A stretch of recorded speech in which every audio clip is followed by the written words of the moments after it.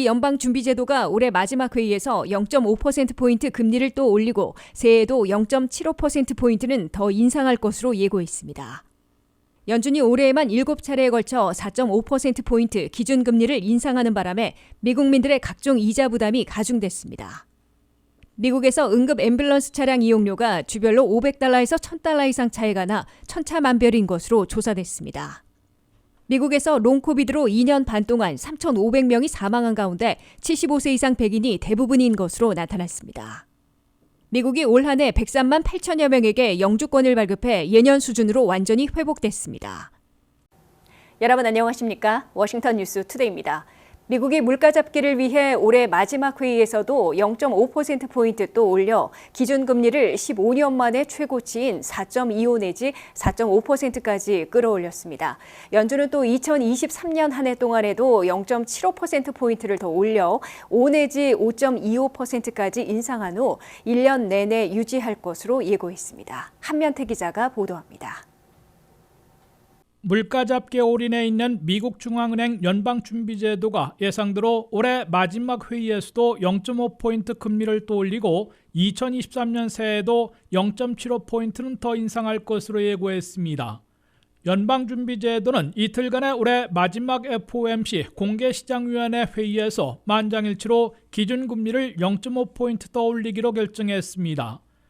이는 4연속 0.75포인트씩 대폭 인상했던 것에 비하면 속도 조절을 시작한 것이지만 대신 2023년 새해에는 기준금리 수준을 당초 예고보다 더 높일 것임을 시사했습니다.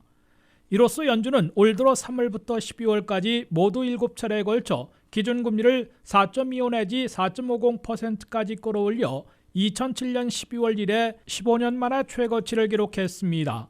연준은 이어 2023년 새에도 속도는 더 줄일 수 있으나 기준금리 수준은 더 높인 후에 장기간 고금리를 유지하는 물가 잡기 전략을 펼 것임을 분명히 했습니다. 연준은 특히 내년에 이른바 종말금리 수준을 5.1%로 잡아 5 내지 5.25포인트로 더 끌어올리게 될 것임을 예고했습니다. 이는 내년 2월 1일과 3월 22일, 5월 3일 등 상반기에 적으면 한 번에 0.25포인트씩 3번, 또는 0.5포인트 한 번에 0.25포인트 2번 등으로 0.75포인트 더 올리게 될 것임을 예고한 것으로 월스트리트저널 등 미 언론들은 해석하고 있습니다. 연준은 기준금리 인하를 시작하는 시기는 2024년으로 잡았는데 한 해에 1%포인트씩 낮춰 2023년 말에는 4.1%, 2025년 말에는 3.1%로 다시 내리고 2.5%에서 안정시킬 것으로 예고했습니다. 연방준비제도는 올 마지막 회의에서 향후 미국 경제 전망치를 다소 수정해 제시했는데 역시 2023년이 가장 어려운 한 해가 될 것으로 인정했습니다. 미국의 물가는 선호하는 코어 PCE, 즉 근원 개인 소비 지출 물가로 현재 5%에서 내년 말에는 3.5%까지 낮출 수 있을 것으로 내다봤으나 목표치인 2%를 훨씬 웃돌 것으로 시인했습니다. 미국 경제 성장률은 올해와 내년 모두 0.5%씩으로 잡아 9월 회의 때보다 내년 성장률을 절반 이하로 낮춰 제로 성장에 머물 것으로 내다봤습니다.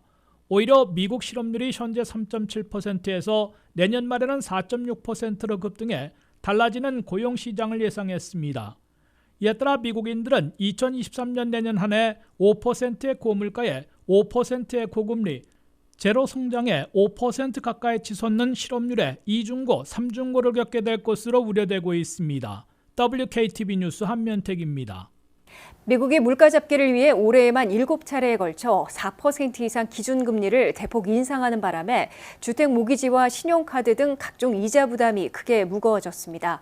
기준금리가 올해에만 4.5%까지 올라가 $10,000 빚에 $450의 이자를 더 내고 있으며 신용카드 평균 이자율은 22%를 넘어 20년 만에 최고를 기록하고 있습니다.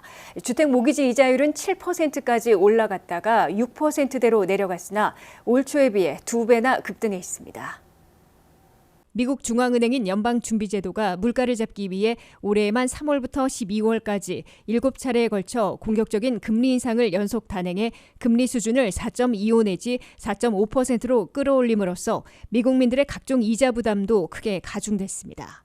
첫째, 기준금리가 올해에만 제로에서 4.25 내지 4.5%로 대폭 인상됐는데 미국인들이 적용받는 시중 우대금리는 여기에 3%를 더한 것이므로 7.25 내지 7.5%로 껑충 뛰었습니다. $10,000의 빚이 있으면 금리가 4.5% 올랐을 때 이자로 연 $450를 더 부담하게 됩니다. 집을 비롯한 담보대출인 에퀴티론, 라인 오브 크레딧의 경우 기준금리의 3%를 더한 시중 우대금리를 그대로 적용받기 때문에 매달 내야 하는 이자가 가파르게 늘어난 것으로 보입니다. 둘째, 신용카드 평균 이자율은 22.21%를 기록하면서 랜딩트리가 추적을 시작한 2018년 이래 최고치를 보이고 있습니다. 미국인들은 고물가에 고금리까지 겹쳐 신용카드 사용액이 늘어나고 오랫동안 갚지 못하는 상황에 빠지고 있습니다.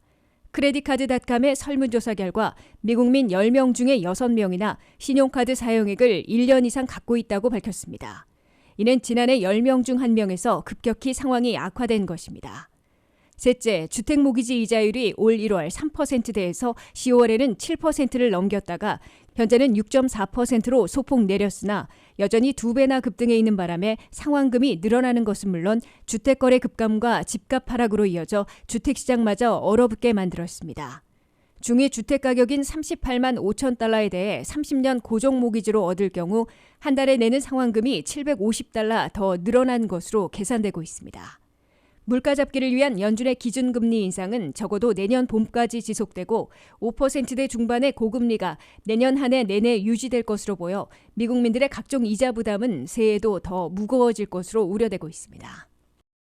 미국에서 응급 앰뷸런스 차량을 이용하는 비용이 주별로 평균 $500에서 $1,000 이상으로 천차만별인 것으로 조사됐습니다.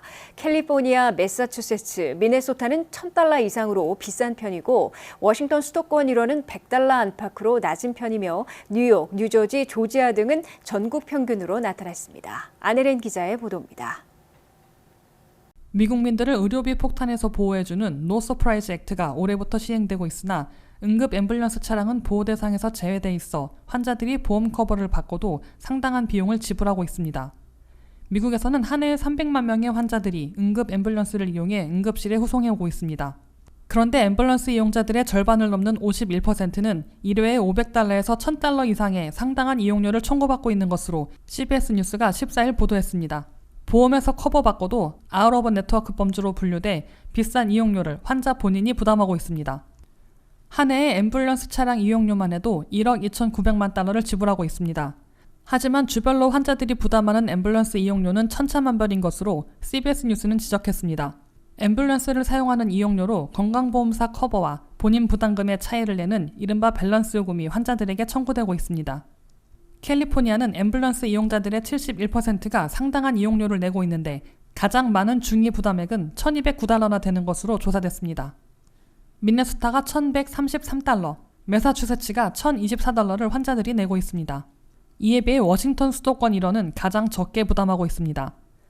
버지니아는 앰뷸런스 이용자들의 63%가 본인 부담금을 청구받고 있으나 중위 요금은 $128이고 메릴랜드는 50%가 추가 청구받고 있지만 $121에 그치고 있으며 워싱턴 DC는 $37로 전국에서 가장 적은 요금을 내고 있습니다.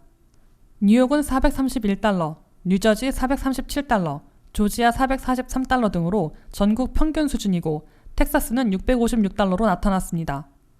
미 전역에서 플로리다, 일리노이, 메릴랜드, 뉴욕, 오하이오, 콜로라도 등 10개 주는 연방법 이외의 주법으로도 의료비 폭탄을 저지해주고 있어 주민들의 예기치 않은 의료비 빚더미를 피하도록 최소한의 보호 조치를 취하고 있습니다.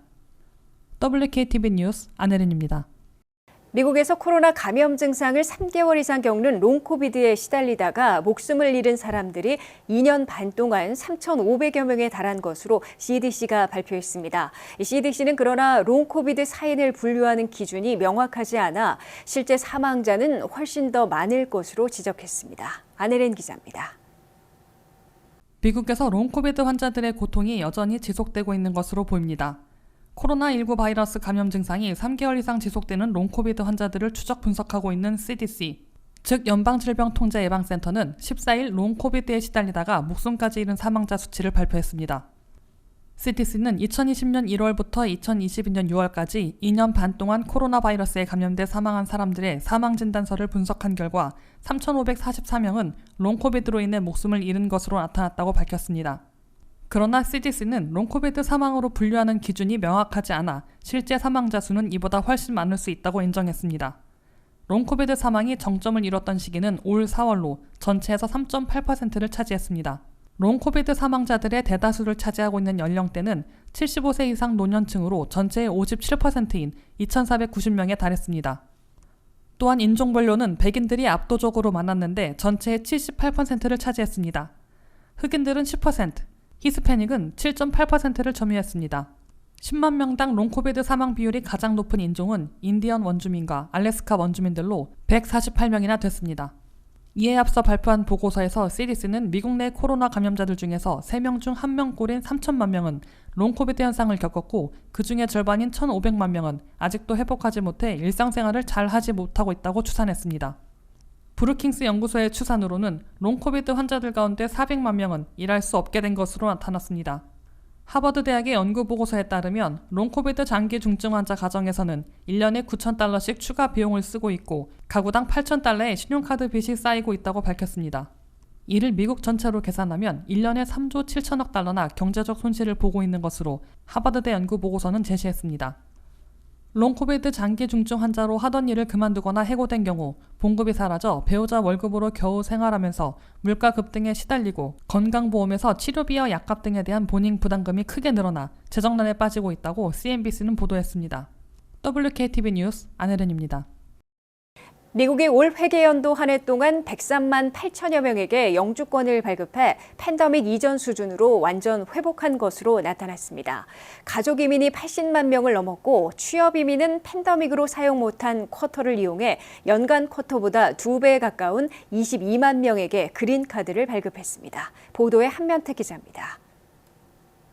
코로나 사태와 트럼프 반이민 정책으로 얼어붙었던 미국의 영주권 발급이 예년 수준으로 회복됐습니다. 9월 말에 끝난 2022 회계년도 한 해 동안 미국 정부는 외국인 103만 8천여 명에게 영주권을 발급했다고 CBS 뉴스가 보도했습니다.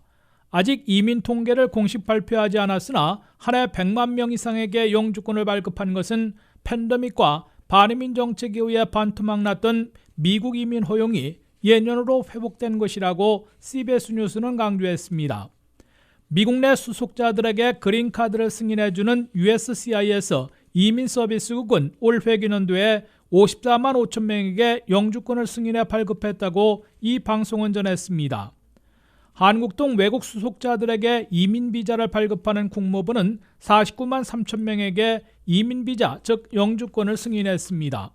외국 수속이 대부분을 차지하는 가족 이민을 통한 영주권 또는 이민 비자 취득은 81만 8천여 명이고 미국 수속이 75%나 차지하는 취업 이민은 22만 명에 달했습니다. 가족 이민 중에서는 미국 시민권자의 배우자, 미성년자녀, 부모 등 직계 가족을 초청한 경우가 외국 수속만 해도 21만 2천 명이고 우선순위 있는 가족 초청 이민은 15만 7천 명으로 나타났습니다.